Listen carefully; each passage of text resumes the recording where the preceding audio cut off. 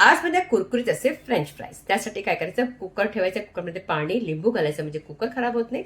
2 बटाटे फक्त वाफून घ्या.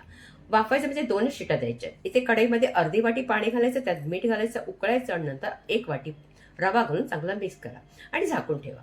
त्यानंतर बटाटे आपले चांगले झालेले आहेत, उकडून झालेले आहेत, त्याला थंड करायचे आणि नंतर साली काढून पावभाजी स्मॅशरने स्मॅश करा आणि चांगला मळून घ्यायचं. आणि त्याचबरोबर आपण जो रवाई केला ना, तोही चांगला मळायचं पीठ.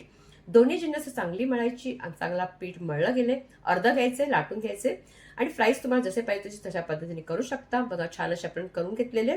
कढई ठेवायची आणि त्याच्यामध्ये गरम गरम तेलामध्ये तळून घ्यायचे.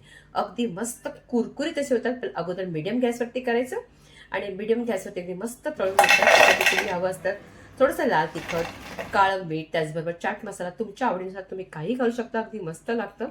नक्की करून बघा. अगदी कुरकुरीत असे आपले हे फ्रेंच फ्राईज छान असे रेडी झालेत. रेसिपी आवडली तर मात्र लाईक करायचं.